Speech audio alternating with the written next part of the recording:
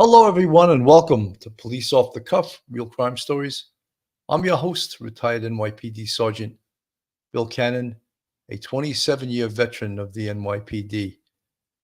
You know, folks, as much as I cover this case and as many new things as we find out, it hits me as to the fact that can we as a society, can we as a community, and I'm not talking about the real crime community, I'm talking about the community out there of moms and dads and baseball coaches and teachers and doctors and lawyers, can we prevent the next Madeline Soto case?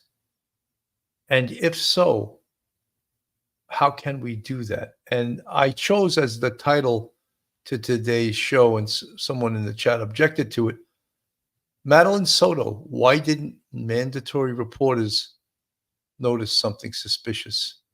And I'm not in any way pointing a finger at anyone. However, what I am doing is trying to raise awareness so that there is no next Madeline Soto. There is not a little girl who, this, of course, we are now finding out this abuse started out when she was 11 years old. So why were there not signs of it?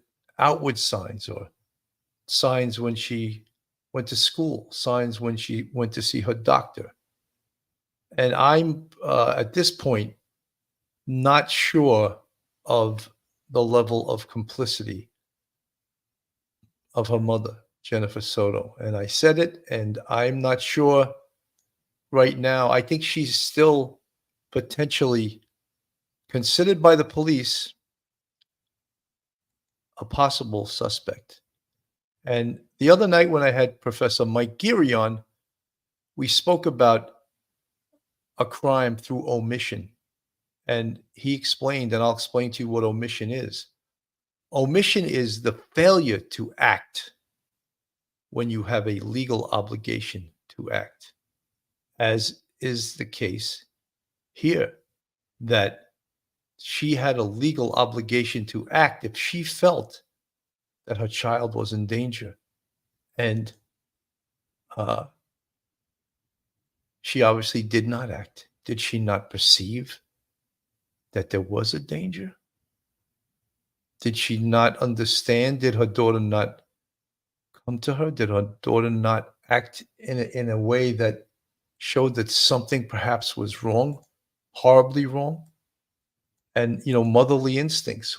All moms have motherly instincts, you know. When you read Center for the Child Protection, one of the things they list in their flyer is identifying perpetrators. And 90% of victims know their abuser, which means only 10% is committed by strangers. Family members are the perpetrators in 30% of child SA cases. Of those children who are the victims, 40% are abused by older or more powerful children. And then we talk about red flags, and that's a popular term, red flags. What were the red flags? What was raising people up? Why did people not get raised up with this case? Why was no one concerned? Did she not show outward signs of it? Did she not tell her classmates at school, her friends, that something bad was occurring? She kept it to herself, but surely her behavior must have indicated something was wrong. Winnie the Pooh and Eeyore from the chat, her maternal grandmother made some interesting statements. So if the grandmother knew it, then didn't the mother know it? Didn't teachers at school know it? Gabrielle, Mom, I'm telling the truth. Just look at his phone. It's all on there. Gabrielle, thank you for that. We know that's what was the catalyst in this investigation that led to, of course, the arrest of Stephan Sterns. However, this case is far from over. And what I want to discuss, of course, tonight or this afternoon is, again, why we, and I say we collectively, uh, why didn't mandatory reporters notice something suspicious? And I see I missed the H in something. It's something suspicious. So why didn't they notice something suspicious? And that's what we're going to discuss. And we're going to discuss some of the things that you can look out for, so that if you are a mandatory reporter or certainly a parent and you see something, the old saying after 9/11 in New York City, if you see something, say something. So folks, hang on to your hats, hang on to your seats, get ready to enter true crime from a police perspective. And of course, off the cuff, because right now you're entering the police off the cuff zone.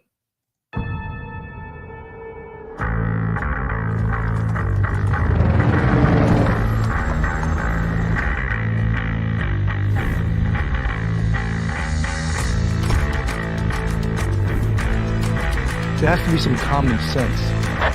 Yes, sir. They have the car stopped at 10th and Ranch Microfighter. We still don't know who pulled the trigger.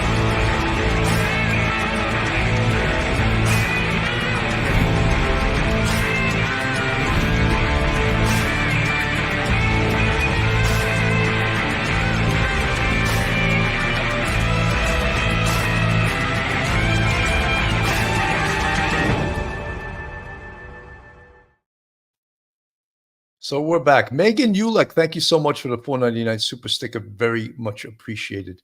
I want to go over a couple of things by the Center for Child Protection. And here's something called grooming behaviors. And grooming behaviors are obviously when an adult uses these techniques to get closer to a child. And some of them that they suggest may pop right out at you.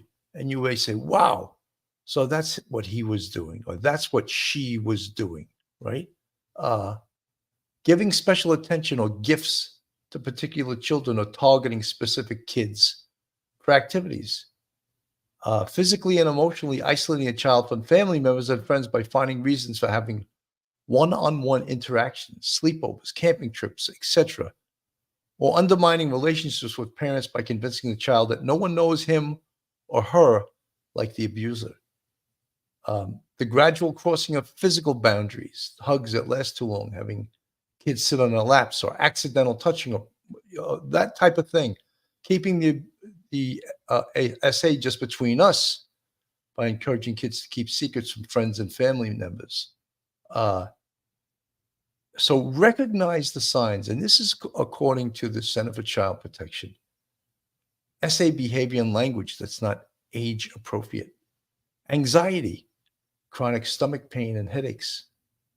Perfectionism, withdrawal, fear, depression, unexplained anger and rebellion. Nightmares, bedwetting, failing grades, cruelty to animals, bullying, being bullied, fire setting, running away from home, and any kind of self-harm. Running away from home. Does that raise a red flag with us right now? What did Madeline indicate? That she wanted to run away and live in the woods. Should that have been a red flag to someone? And we talk about red flags, and of course, they're so obvious right now. But why weren't they obvious when this was occurring? Erica Selling Crass from the chat. I remember being 12 and someone trying to essay me. My first thought was, I can never tell anyone about this because in my mind, it would ruin my best friend's family. You know, Erica, that's so sad. And don't think that the person that did this didn't think about that and specifically targeted someone that he or she didn't think would ever tell, right? Girl interrupted from the chat. A very observant person might see unusual affection toward the abuser early on, but as the victim matures and has better understanding, withdrawal would ensue this would alarm the abuser. You know, one of the things that I've noticed and I really appreciate from covering this case and dealing a lot of you guys in the chat, many people have opened up, and I really appreciate that. And I don't, you know, I realize it takes courage to come forward and again to share this, that maybe that will prevent someone else from becoming a victim of someone like this. Flower Girl from the chat. I used to get the promise of an ice cream at Friendly's if I would be a good girl in the car at Spot Pond parking lot in Stoneham, Mass. Flower Girl, you know, some people, the names and the locations change, but the behaviors of the perpetrators do not. It's a common behavior, right? It's a common behavior that we must recognize, and we must stop these people. And Lieutenant Peter Pranzo, welcome. Thank you, Lieutenant Pete, for always supporting, always coming by. Very much appreciated. Taylor T. My stepfather, I was 14, was touchy in wrong places at wrong times. I'm 59, and just now told my 90-year-old mother she didn't believe me. You know, that's the scary thing, right? When the Davy Jones, when the relatives don't believe that this is actually occurring. Davy Jones, the cause of all insanity in man's unwillingness to experience legitimate suffering. C.G. Jung. Thank you for that. I think it's important to recognize this stuff. Rochelle Therold, mother had to have known something was happening. You know, many people the other day when I covered this actually got mad at me, that they got upset that I was saying that potentially the mother here was involved and knew what was going on. Jeff Litwiller, thank you for 199 super sticker. Hi, boss. Do you think there might be more victims?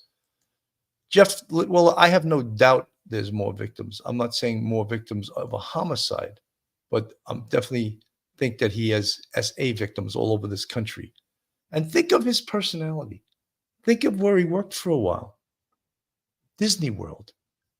Was that accidental? Or was that because he wanted to be around children more often? Is that what that was all about? He wanted to be around children, so he worked at a place where there were tons of children. And one of the things we've also found out now is that this had been going on. Madeline was 13 years old, just turned 13. This had been going on since she was 11 years old. And how did the police find that out? Well, they looked in his phone, and it went back. It went back to when Madeline was 11 years old, I believe in 2022, possibly 2021. Donna Roca, thank you for the $3 super sticker. Much appreciated. I want to play a little bit of this, guys, and I want everyone to always listen carefully to this stuff because there's so many good lessons in this. Death of 13-year-old Madeline Soto is sitting in jail but has not been charged with her murder. Experts say investigators are building their case. They have a very good, strong circumstantial case. We're walking you through what's next in the investigation. It has now been exactly a week since Madeline Soto disappeared. Her body was discovered last Friday in a wooded area in St. Cloud. Good evening. I'm Greg Warmith. And I'm Darlene Jones. The case gripped our community here. Her mother's boyfriend is in the Osceola County Jail right now on charges unrelated to her death, and he's still not talking about little Madeline's disappearance. Channel 9's Daryl Matthews is live outside of the Osceola County Jail tonight. And Daryl, you spoke with former Chief Judge Belvin Perry about this case, and he says it is reminding him of the Casey Anthony case. Yeah, Darlene, a lot of similarities. One, the prime suspect being close to the victim being a child, and also what the prime suspect is telling law enforcement leading up to the discovery of the body. Casey saying that the babysitter had her. You have this person saying that he dropped her off at school. In 2011, former Chief Judge Belvin Perry presided over the Casey Anthony trial. Happy birthday Now he's showing us the similarities between that case and the investigation into the death of Madeline Soto. Push the needle, in my estimation, was when they discovered the body. In both cases, the victims were last seen with the prime suspect. In Maddie's case, she was last seen with Stephan Sterns. What I would call a pseudo relative that was close to the child, that was in a familiar relationship with the child. Sterns, who now sits in the Osceola County Jail, told investigators he dropped Madeline off for school Monday morning. He was arrested Wednesday in Kissimmee for child sexual battery and has yet to talk to police. Madeline's body was discovered Friday in a wooded area. Judge Perry says evidence from several surveillance videos could supply probable cause to charge Sterns with murder. It's really putting together a jigsaw puzzle piece by piece. And the police will build their case. Now, Judge Perry says that it could be 2 years away from the indictment. He also says as law enforcement continues to get evidence, more will come to light about what exactly happened to Madeline Soto. For now, we are live at the Osceola County Jail. Darren Matthews, Channel 9, Eyewitness News. So that, to me, was a huge eye-opener. Could it really take 2 years for a murder indictment on this case? That sounds like a hell of a long time. And I don't think it would or should take that long. But let's face it, one of the things that gives us all comfort here is that Stephan Sterns is going nowhere. If push comes to shove and he wants to push this case, they could bring the trial forth on the SA based on his cell phone and that arrest and still hold on to the homicide charges at a later time. However, what we spoke about, ATS News, welcome to the chat. And ATS News, I know you have your own podcast. Congratulations on progressing, and I'm glad you're in the chat here. Erica Sellen, Judge Perry sounds so comforting at the time, a cartoon of a Southern defense lawyer. Yeah, you know something? It's the old expression, Erica, you can't always judge a book by its cover, right? And he may look like the stereotypical Southern judge, but you know something? He's pretty damn good at his job, you know? So what are we learning here? I mean, what we're learning is that we keep going back to, and you know, people all in the true crime community, red flags, or this red flag, that red flag. Okay. All right. I get it. And everyone that watched the interview of Jennifer Soto with Stephan sitting in the background, you know, like this, looking over her, seeing what she was doing, seeing what she was saying. And then he comes on the air, and he's totally not believable, is he? In my opinion, he's not believable. I think he gives a bad performance, a bad acting performance, acting 101, and he didn't even take that class. Horrific, right?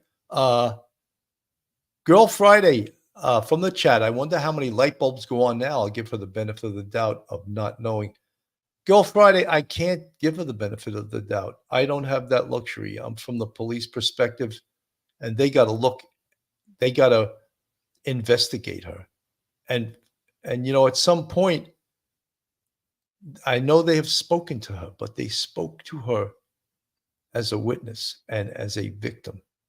At some point, she may have to be brought in and interviewed in a different way. Interviewed, and then if she crosses that line into what the police believe is probable cause and complicity in this case, then at some point she can and should be arrested if she is complicit. And remember, we spoke about the concept of omission, and that is being aware of something and you have a legal obligation to act and you fail to act. So you're charged with a crime based on omission. So that is a distinct possibility. Could she be charged with omission?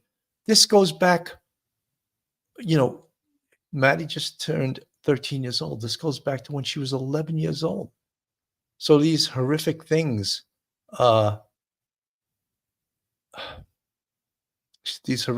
were occurring. D, mom walked in on her boyfriend abusing daughter, but sees there's another woman with her man, kills her daughter. Boyfriend can't tell cops. Her mom will expose those crimes of SAD. I don't know if that's just something you're throwing into the mix here, but right now, we don't know the cause. I always discuss on this channel, there's two concepts in homicide, manner of death and cause of death. And manner of death is homicide, suicide, accidental, natural, and the fifth way is undetermined. This has already been determined to be a homicide, a murder, but we don't have the cause yet. The police have not put that out there. So what could it be? Could be anything. Could be asphyxia, could be blunt trauma. I think the most common way that we would expect potentially would be asphyxia. That it would be easy for this large man, over 220 pounds, to just overpower this little girl and strangle her. Do we know that that's what occurred? No, the police haven't released that yet. But so it's important to know, of course, the manner of death has already been determined to be a homicide. And we don't, of course, have the cause yet. I'm going to play a little bit some Channel 2 from in Florida, and here we go. Records just obtained by West 2, the prime suspect in Madeline Soto's case, sexually abused her for almost 2 years. Michelle Imparato joins us in studio with more on what we're learning. Michelle. Well, Nancy and Stuart, Stephan Sterns is in jail on charges of sexual battery and possession of child pornography. And this afternoon, we obtained one of his search warrants. And according to the document, Sterns spoke with investigators after Soto was reported missing last week. He told investigators he was fine with them looking through his phone as part of the investigation, but told them he had accidentally performed a factory reset on it just the day she disappeared. Now, despite that, investigators say they were able to find pictures and videos showing he raped Madeline repeatedly as far back as August of 2022 when she was 11, and that the abuse happened in the house where he, Soto, and her mother lived. They already had evidence that he had abused her after she turned 12. Soto was 13 years old when she was reported missing on February 26th. Soto's mother told investigators that Sterns, who is her boyfriend, had dropped her off near Hunters Creek Middle School, but found out at dismissal that Soto had never made it. Investigators say evidence showed Soto was never dropped off at school. Stephan Sterns remains in jail on charges of sexual battery and child sex abuse material. Stuart, Nancy, back to you. So horrific, right? So this goes back to when she was 11 years old. You know, and again, guys, I see many people in the chat posting things about their own situations, and thank you for that, because we see how rampant this crime is and how it affects so many people. Jeff Litwiller, thank you for the $4.99 super sticker. And after my abuses, I would run into the woods and hide in my treehouse. I was so ashamed and afraid. I would stay there for days, sleeping with my dog. Jeff, I'm so sorry that happened to you. And unfortunately, it seems that this has happened to more people than not happened to. You know, can you go through your whole childhood without someone committing this horrific type crime to you? And I would think it's upwards probably of 40 or 50% of all people probably experience, and male and female, some kind of SA during their formative years growing up. And that's why, again, when I spoke about and when I titled this show, here's the flyer. And of course, I missed the H in something. So you could pretend we're Bob Marley. Notice something suspicious, Why didn't mandatory reporters notice something suspicious in Madeline Soto case? And not to get graphic about it, but everyone goes, well, you should be going at least once a year for a physical. doctors and nurses. They didn't. And again, I'm not pointing the finger at anyone. I'm just throwing it out there rhetorically. I guess they didn't notice anything. And then behaviorally, there was nothing in her behavior that indicated, except from what we heard, that she said that she wanted to run away and live in the woods. That's, the Society for the Prevention of Cruelty to Children mentions that's one of the warning signs. Absolutely. La La Land from the chat. When my father was, oh my God, I don't even want to know this, and a horrible, was S.A., my sister, my mom knew. He beat us all for a long time. When he got locked up, my mother wrote him a heartbroken letter how he could want her daughter. Oh my God, that's La La Land. That's one of the hardest things. It's so heartbreaking to read that, because there's all levels of dysfunction in that, just so dysfunctional that your mother didn't take the side of your sister right away and recognize the damage that had been done. D from the chat, as soon as he arrested for child abuse on his phone, mom takes up in hiding, almost changes name on Facebook and lawyers up, right? That's different. No, it's really not different. It's, as Professor Mike Geary would say, consciousness of guilt is that, we sometimes know some of those things is, in a deeper sense of the word, a Freudian slip, right? ATS News, when the mother called him her partner, I couldn't help but wonder, partner in crime, very good point. At what level were they partners, Oh, waitress, do you think that if Stephen didn't tell them about the factory reset that law enforcement would have found these photos? I think that, yes, they would have. I think that he voluntarily said that they could look in his phone. And as we all know, if you follow real crime, true crime, to search someone's phone, it's like searching their house. You need a search warrant. However, he said, yes, you can look through my phone. And he was confident that he had erased everything, that he had just gotten rid of everything on his phone. But guess what? They were able to pull it up. And I don't know if they used a forensic phone technician that was able to pull up things that perhaps they were still in the cloud. And believe me, I am no phone or computer expert, but when someone thinks that they erased something or got rid of something and it's still in the cloud, and all of a sudden they're like, oh no, look what just happened. Maria Albanese from the chat, the mother is to blame 100%. She made a decision to take a man over her daughter. She is to blame. Taylor T, in your opinion and experience, what do you make of the mom's story and this discrepancy, Sergeant Bill? I'm disturbed by them. I think that you cannot help but feel that she's complicit in this case, that she has something to do with it. Why is she lying about this? Is she lying? Or is she just covering up something? Is she involved in it? Those are all the questions that I have. And does it mean anything? Absolutely. And as I said the other night, I think that she must be considered potentially as a suspect.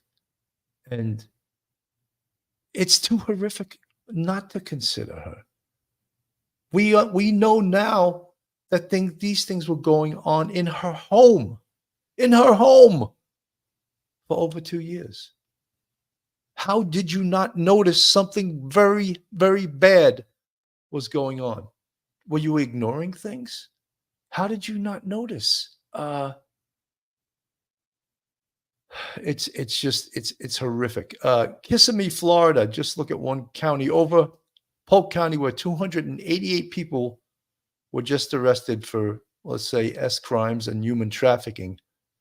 This is an epidemic. Yes, and our job as adults, our job as parents, our job as mandatory reporters, if you are in fact one, is to keep our eyes and ears open. And again, to echo that term used all the time in New York City after 9/11 is if you see something, say something. It's your responsibility. Steffi B, accidental factory reset. Accidental posting of her remains on Instagram by the sheriff. Men continued to abuse her even after her passing. Disgusting. Yes, Steffi, posting of the crime scene photos is inexcusable. I don't know how that mistake, if it was a mistake, occurred, but absolutely someone's head should be on the chopping block for that. And I think that's horrific. Girl interrupted. I have a counseling agency and worked for DCFS, the Department of Children and Family Services, as well as taught early child education. I've seen different behaviors or signs of S abuse. Some are very obvious when it starts at a very young age. So, girl interrupted, I would say that you're probably an expert at this, and you could teach many people the signs to look for. IR 333 statistics: 1 in 5 children have been abused. So that would be 20% then. I thought the number was a lot higher than it. Or maybe as they grew up into adulthood, we would find out that the number is a lot higher. Flower Girl, cognitive behavioral therapy has helped tremendously to help release a lot of the trauma. Yes, Flower Girl, and I think what that is cognitive behavioral therapy is where a therapist is able to uncover things that are buried deep in your subconscious and bring them out, because that could be the source of your angst, the source of you feeling badly about something and you're not aware of what. And if a therapist can pull that out, I think that could very much help. And Flower Girl, thank you for that. Cognitive behavioral therapy. And if any of you guys in the chat are suffering from anything related to this, there is a possibility maybe you should go to a therapist and find out what's going on. What's the cause of your angst, of your feeling badly? Cindy Feelhauer, if he did go to birthday party, might be to make sure she didn't say anything to family about him. Angel in Waiting, hashtag love, hashtag peace, and hashtag joy. Police off the cuff. In my opinion, I believe he harmed her longer than the 2 years. He may have only had that phone. What would be on his old phone?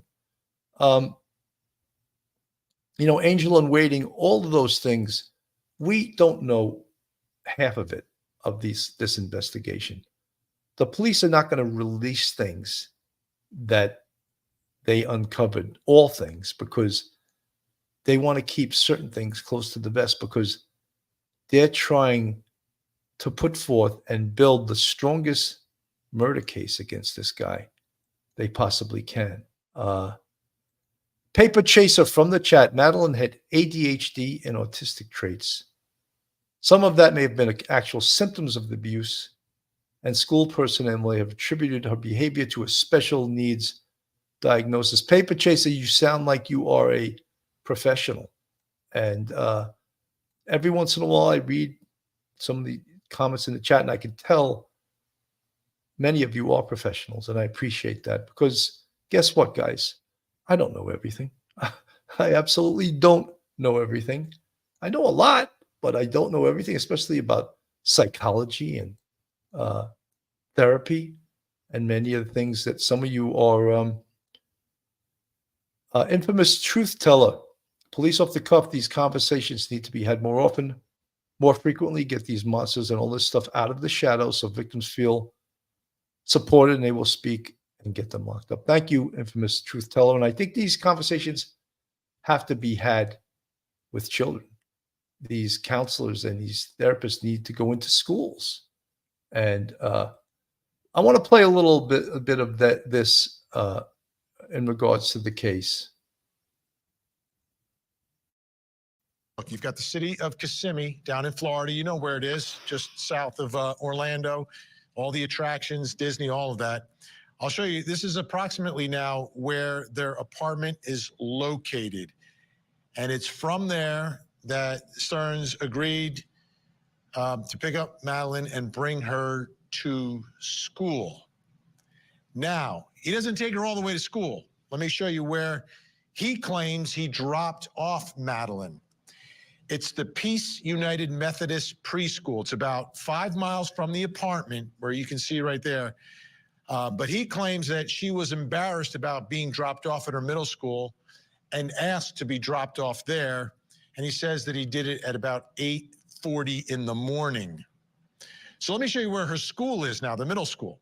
It's Hunters Creek Middle School. It's about a 0.4 mile walk from where he dropped her off. And class was set to begin at 9:30, which would give her time to get there, obviously, but she never showed up. So she doesn't want you to be, she doesn't want to see me getting dropped off, so you drop her off half a mile away, right? Now, investigators obviously took a close look at everything that they could. They worked quickly in this case. And let me show you what investigators believe happened that morning, as opposed to what Stephan Sterns said happened that morning. We begin again in Kissimmee, Florida. We'll show you where that apartment is once again. Now, what the video evidence showed was that Sterns was there at 7:35 a.m. He appeared to be discarding items into the complex's dumpster, okay? Investigators later found in that dumpster the backpack and laptop belonging to Madeline. Remember, this is 7:35 a.m. Then he leaves that complex. Authorities haven't released any information about where Sterns went next, but at some point he returns to the apartment complex and is spotted there at 8:19 a.m. Video surveillance captures Madeline inside the vehicle at 8:19 when he returns. And sadly, authorities believe she was already dead at that point. There's the apartment complex. Now let me show you where Madeline was found. Madeline was discovered in a wooded area off of Hickory Tree Road, 17 miles away from the apartment. I believe it's in St. Cloud. It's about a 37-minute drive without traffic to get from Kissimmee to St. Cloud, where Madeline's remains were discovered. Now, he was supposed to appear. So he was supposed to appear in court, and he decided not to show up at court. And that was an interesting situation as to why. Why didn't he show up in court? Perhaps he didn't want all of the things revealed in his arraignment, but all of these things were revealed in the probable cause affidavit, in the arrest affidavit. So he's got a real hard road ahead of him, thank God, because he's a monster. You know, he's a monster, this guy, and we want to see him go to prison for the rest of his life. Taylor T, thank you so much for the $10 super sticker. Very much appreciated. Folks, this is Police Off the Cuff, real crime stories, true crime stories. If you like real crime, true crime from a police perspective, then you're in the right place. And if you're not subscribed to us, go on our YouTube, hit that subscribe button, give us a thumbs up, ring that bell, hit the like button, share us with your friends and family. Join the Police Off the Cuff family, real crime, true crime from a police perspective. And if you want to contribute to us, we have a Patreon with 3 different levels, and we have a YouTube channel membership with, count them, 5 different levels. And we appreciate all of our friends, our fans, our subscribers that keep this show going. And we really appreciate all that you guys have done for us. Anna Harris from the chat. Why is the mom still claiming this man, weren't they broken up red flag? She was trying to hold on to him no matter what, even suppressing her gut feeling. Anna, you know something? On another show, we spoke about that. And are you familiar with something called Stockholm Syndrome? And it actually came out of a hostage situation. But we can almost compare this to a hostage situation. Like, she was, you identify with, in a hostage situation, your attacker. And this is her, in a way, identifying with the perpetrator. And why is that? And that's part of this psychological situation that she was identifying with the perpetrator in this case. But there's many things we don't know yet about this case. We don't know about all of the information, all of the evidence that the police have in this case. Steffi B, accidental factory reset, accidental posting of her remains on. Okay, you already said that already, Steffi B. But yeah, I don't buy that accidental factory reset. I think that he really was confident that he had erased everything, all incriminating evidence from his phone. There we are, Taylor T. Thank you very much for the $10 super sticker. Much appreciated. Olga Cotto from the chat. Hello, everyone. I'm sorry, but I never hear this mother say, love Madeline. I think that this mother has some issues. I really do, besides obviously obvious ones. Dawn Dubois, there are comments in regards to the trafficking arrest that Disney employees are known sources. I wonder if they, Mom and Stefan, were in. Dawn, I don't like to, there's so much real evidence in this case, and there's so much real information. I don't like to sort of buy into conspiracies that we have no evidence of at this time. But thank you for your comment. Rogeria Brito, I like your name, Rogeria. She was suffering for a long time in the hands of that sick monster. Rogeria, you're 100% correct. Winnie the Pooh and Eeyore 2. Mom stated she wore one thing, police said she was wearing different things. Look, Paula Cat from the chat. I've been looking to hold Ham accountable since I was 6. I went to IAB at 18. They said I was statute of limitations. Well, if that wasn't true and they were revised law, I filed again. I mean, everyone, so many people in the chat are coming up with these instances that occurred in their own lives. And thank you so much for reporting this stuff and for bringing this to our attention. Kissimmee, Florida, we have clearly visible pole-mounted cameras by the dumpster where he discarded her book bag and laptop. Same by the front entrance and back entrance. He's not as smart as we have all the video. It's so difficult these days, and thank God, and this is a plus for law enforcement, for people to get away with things because of technology. In this world, there is video everywhere. And one of the things that catches people doing nefarious things is their cell phone. Their cell phone is an electronic GPS device. A record has timestamps in it, calls, text messages, all things that, in this case, this perpetrator, Stephan Sterns, thought he could outsmart people by trying to erase all the information on his phone, a factory reset, which I understand is not the easiest thing to do. You can't just accidentally do it, all right? And he claimed he accidentally did a factory reset on his phone.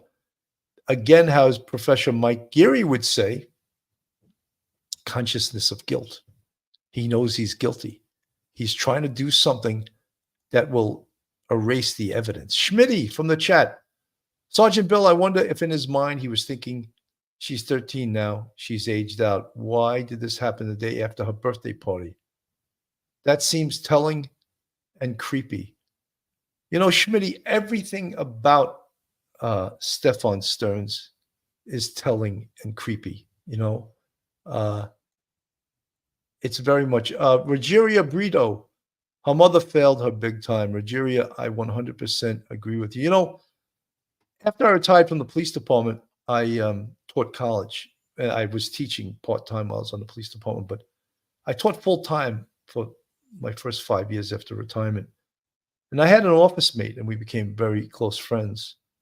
And she had a young son, and she had gotten divorced. And she told me, she goes, it's very difficult for me to date because I don't want men around my son. I don't want someone I don't know around my son, and especially if I'm not there.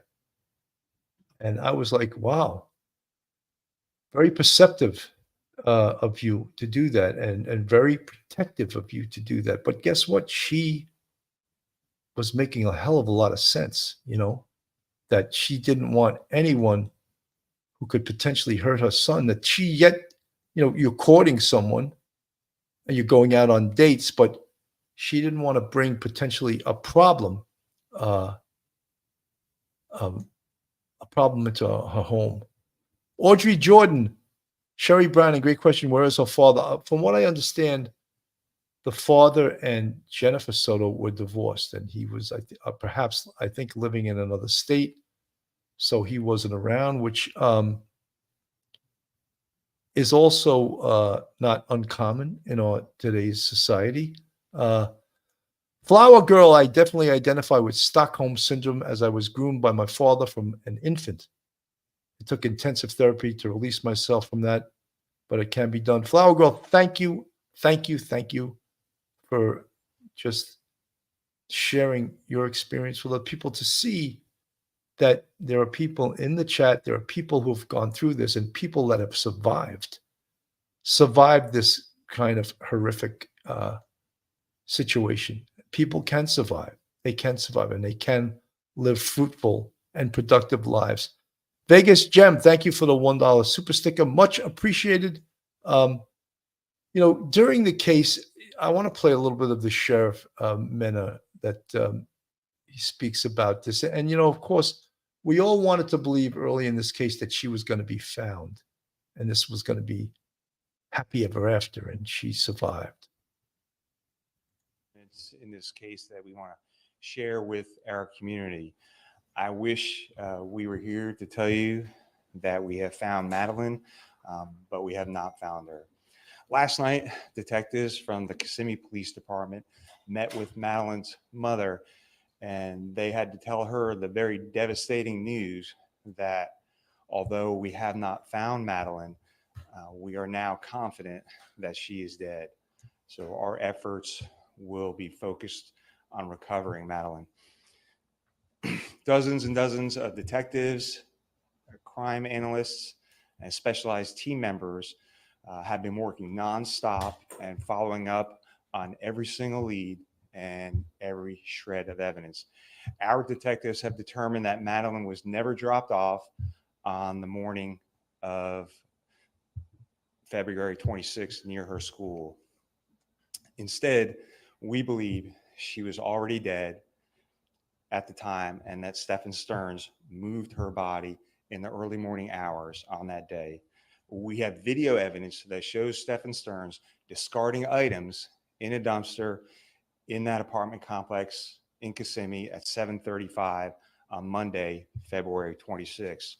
Detectives later recovered Madeline's backpack and her school-issued laptop from that dumpster.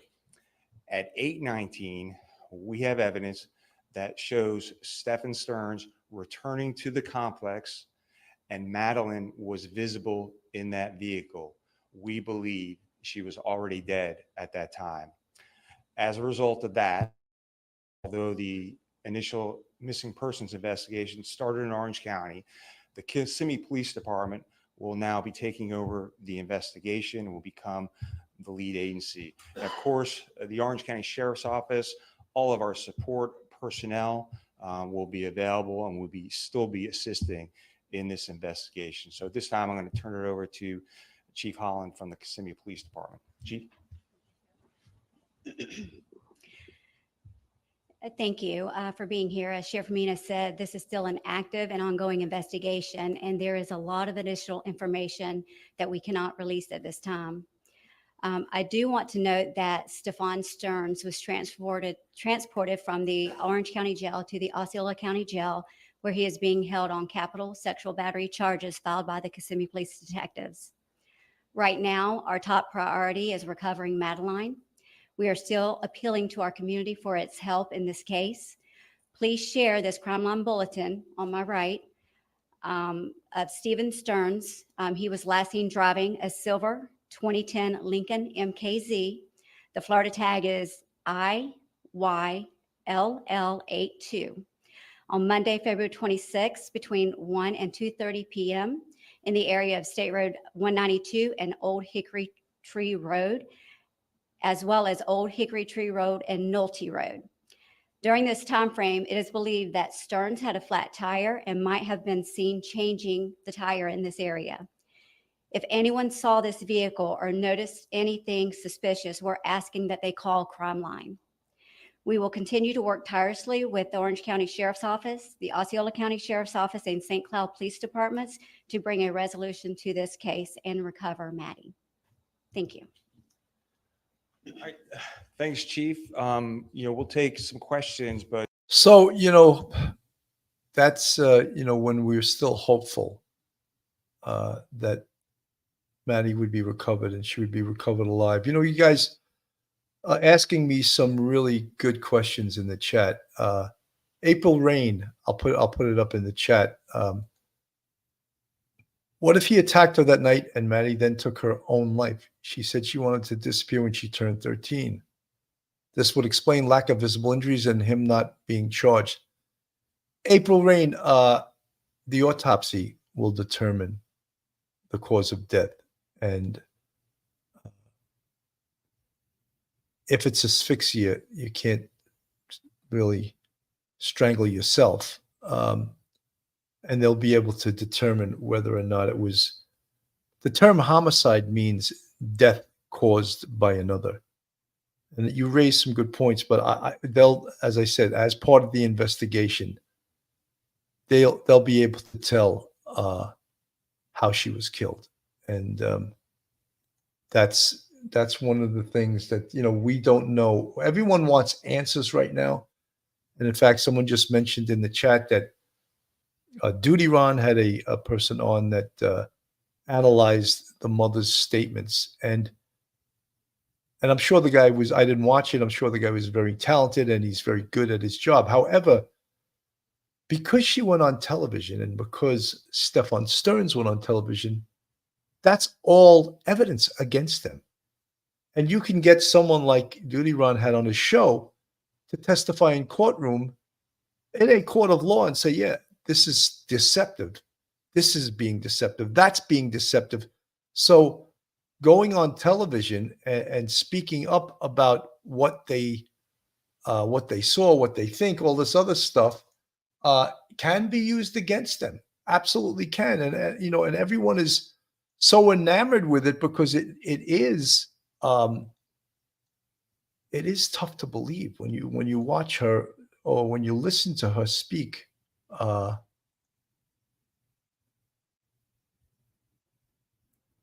It's not going right on. So this was the apparently it's not. I thought I solved that problem the other day, but apparently not. It's okay. Here we go.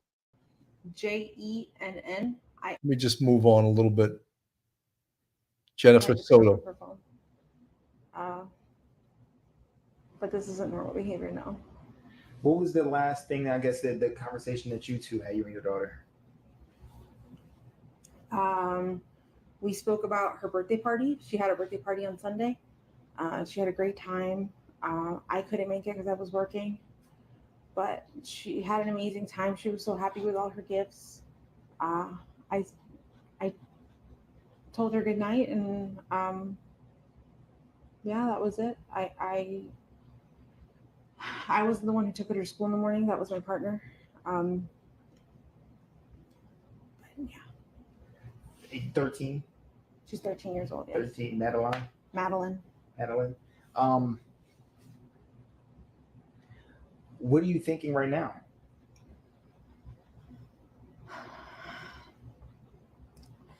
In my heart, I feel like somebody took her. This isn't like her to just pick up and run away, or just not go to school. I don't know what to think. Friends, the friend's parents, you've contacted and went through Everyone. every single person. Everyone that we know that she knows, we've contacted them all, reached out to them. The parents have gone out to search and look for her as well. And we haven't come up with anything yet. I've seen a lot of posts on Facebook, Hunters Creek, rants and raves and what have you. Did people say that they were going to conduct some type of like search party or anything? A lot of people have asked me to volunteer, like if there is one, if they can do one. I have people passing out flyers, going to every store in that vicinity, a gas station, church.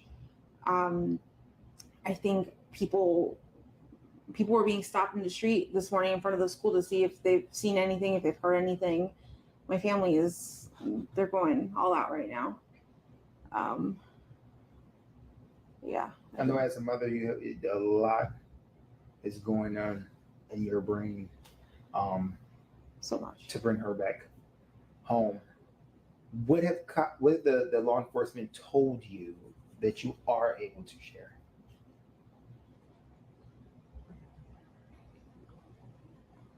I mean, that they're doing the best they can.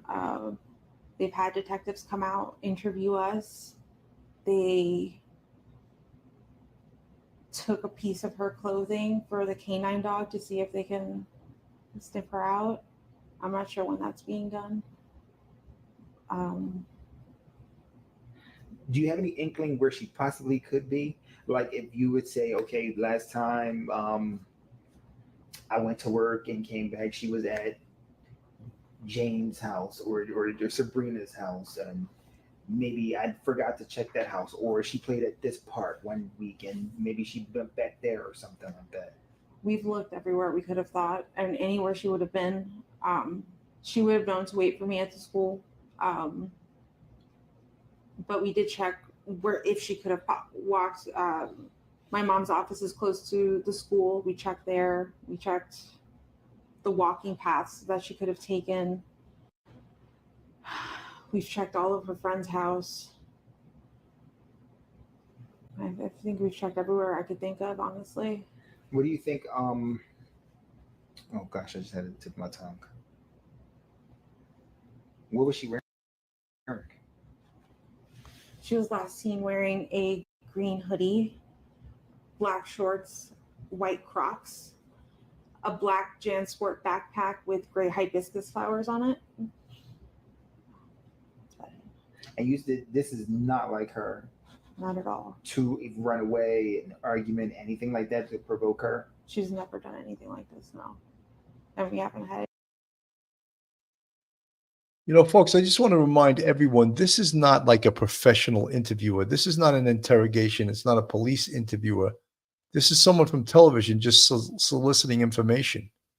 So let me see if I can put the boyfriend up here. All right. The first question is if I can get your first and last name and spell them both out for me. Stephan Sterns, STEPHAN STERNS. All right, so Stephan, you seem very emotional right now. Explain to us. I dropped her off. Everything looked fine when I drove away. It's the last time we saw her. What were the conversations that y'all had in the car when you dropped her off? Not much. She was asleep for most of the way. Told her have a good day at school when she got out. I love her. She said thanks, love you too. That was it. And so where do you think she could possibly be? I mean, this isn't, as I was told, this isn't normal behavior. This is not normal behavior. She's not the type that would just run off. We don't know where she could be. We're scared. We just want her home. Are you, in a sense, blaming yourself? It's hard not to. Why? I dropped her off early. I could have waited longer. She looked okay. She was walking towards the school when I saw her. It was like any other day, so I went on with my day. It's hard not to blame myself. What has the conversation been with Jen since? She's been a lot stronger than me. She's been holding it together really well, but it just keeps coming in waves. Just the reality keeps hitting. We don't know where she is. We don't know if she's safe. We're just scared. We just want her home. Have you, like, literally put boots on the ground, went out? Yeah, I even went out with the cops where I had dropped her off. And we looked all up and down the road, all along the communities, and there was nothing helpful. None of the cameras were pointing the street. Nothing, which in 2024 was surprising. The church across the street had some cameras, and they mentioned seeing her waiting around in the parking lot for a while before moving on, and that was it. But it was grainy. It was grainy footage, and not much else. Does it seem like she walked west, east? They said in the direction of the school. I'm not sure what that is. What was the language? Not language verbally, body language. When you dropped her off, did she seem happy? Was she like, I'm going to meet my friends? Happy. She had a happy weekend. She just turned 13. She had her 13th birthday party.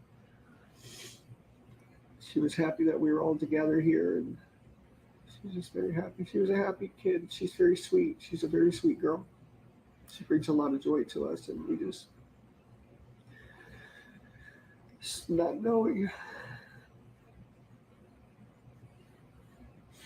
So the unknown is killing you. Yeah, it's like our whole world is upside down. Not feeling her presence here is. Sorry. It's hard. I know you're fine. No need to apologize. What do you want our viewers to know when they see this? She's a sweetheart. She's a very sweet, kind girl. Just please be nice to her. Bring her home if you find her. Tell her that we love her. Wherever she is, I hope she's okay.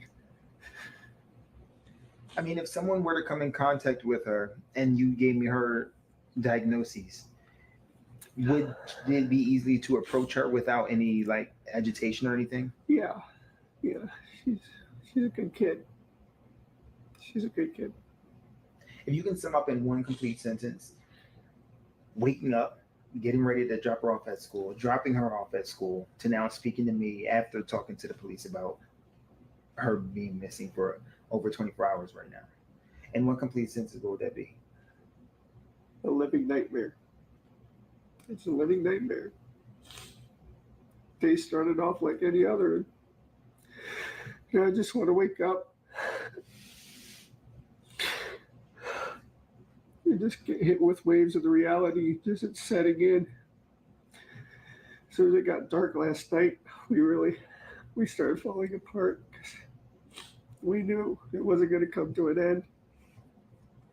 And now we're going on 24 hours and still nothing. It's conflicting reports here and there. People say they see this or that. None of it's conclusive and none of it's helpful. We just want a baby girl back. So I see a lot of you guys are voicing your opinions in the chat, and I find his performance also despicable, disgusting. Joe Tracy from the chat, his friend said he was always attracted to really young girls. He tried to pass off a 14-year-old girlfriend at 17 when he was in college. He only got with the mother to get access to her daughter. Very possible, Joe Tracy. Amy Barath, why are they both in the kitchen and not out looking for her? They can do an interview outside while looking. That combined with blaming autism, which has nothing to do with this, they are both guilty. You know, I think that many of you guys realize that that there is some complicity on the mother's part. And this investigation is by no means over, by no means closed. Howdy, girl. It's so sad this little had to die to be free from that careless mom and that monster. For sure, for sure. Many of you also are saying in the chat that you believe she's pregnant. I mean, if there's any truth to that, that will be uncovered in the autopsy, and we will know. And what will that will give us motive. Although proving motive is not a necessary element of proving murder. You don't have to prove motive, but jurors like to hear the motive. If this case does go to trial, they like to hear the motive so they can understand why. However, the evidence in his phone, if this case does go to trial, that evidence, of course, is fair game. And they will present that. And that could potentially produce motive also. Gabrielle from the chat, I feel as if he is very immature and never really grew up and saw Maddie as his girlfriend. If she violently rejected her, he most likely felt, if I can't have her, nobody will. Well, Gabrielle, that's a possibility. And I don't say nay to anything. I mean, we don't know. But again, the police have a lot more on this case than we know about. Taylor T, if mom saw her getting dressed for school at 8 o'clock, then wouldn't she know what Maddie was wearing? But she was found in jeans, not shirts or shorts, I think you mean. I don't think mom saw her at all that morning. Taylor T, that's a very good possibility.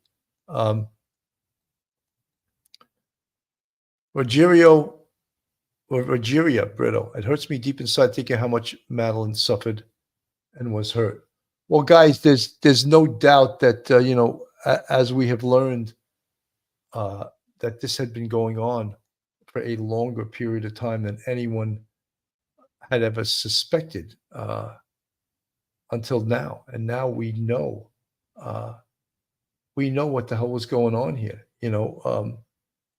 and despicable, horrific, all of those things we can say. But getting back to the overall premise of this show, here we got it. Madeline Soto, why didn't mandatory reporters notice something suspicious? And again, I'm not pointing the finger at anyone. I just want to point out that we perhaps as adults have to be more cognizant of these type of things. And I'll say it again ad nauseum. If you see something, say something. That's the rallying cry of post 9/11 New York City. If you see something, say something. And it should be the rallying cry for this type of crime. It's so important. If you see something inappropriate, tell someone. T. Smith, these women nationwide need to be held accountable for bringing men around their kids just because they're desperate to have a boyfriend. Well, T. Smith, we can't ban anyone from bringing a friend or a friend of the opposite sex, and SA can happen both sexes,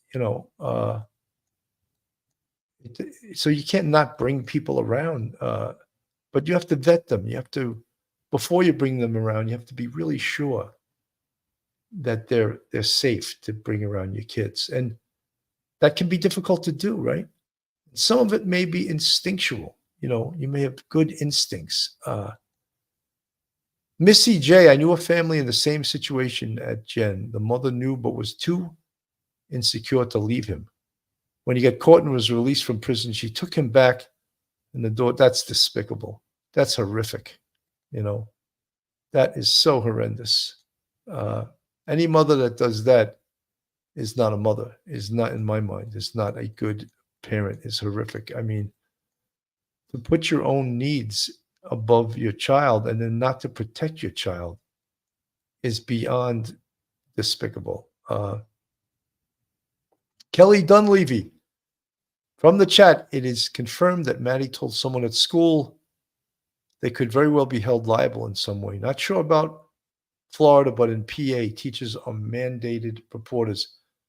Kelly, there's a whole list in New York State of who are mandated reporters. Of course, first responders, police, fire, teachers, nurses, doctors,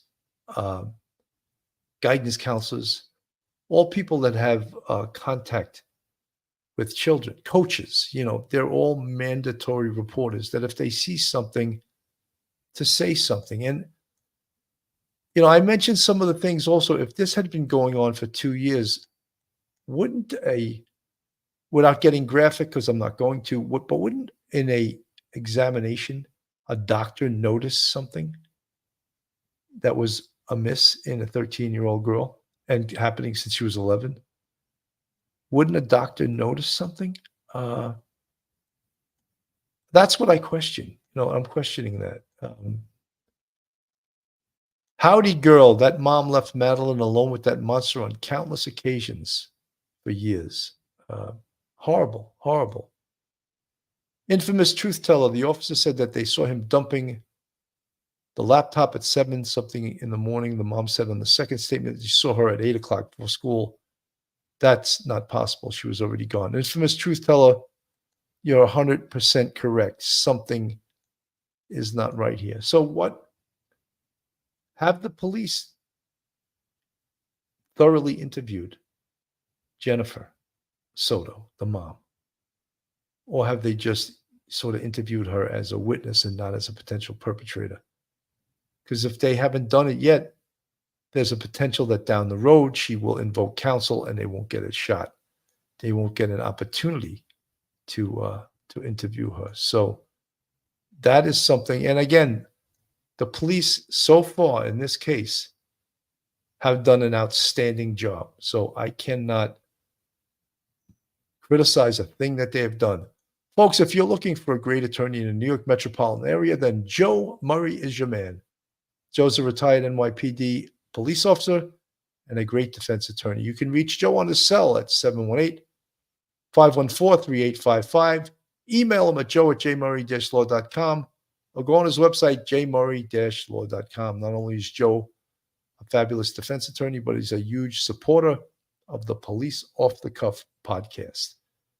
So yes, this case is going to, I was a little surprised when they interviewed the judge in that one clip we showed you, him saying that potentially there's not going to be an arrest in the homicide part of this for perhaps 2 years, an indictment. That's what he said. I would find that to be a wee bit long, and I don't think so. I think. Well, Nancy and Stuart, Stephan Sterns is in jail on charges of sexual battery and possession of child pornography. And this afternoon, we obtained one of his search warrants. And according to the document, Sterns spoke with investigators after Soto was reported missing last week. He told investigators he was fine with them looking through his phone as part of the investigation, but told them he had accidentally performed a factory reset on it just the day she disappeared.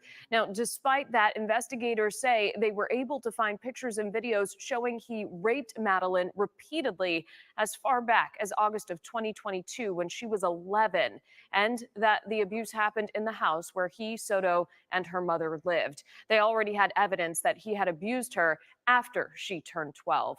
Soto was 13 years old when she was reported missing on February 26th. Soto's mother told investigators that Sterns, who is her boyfriend, had dropped her off near Hunters Creek Middle School, but found out at dismissal that Soto had never made it. Investigators say evidence showed Soto was never dropped off at school. Stephan Sterns remains in jail on charges of sexual battery and child sex abuse material. Stuart?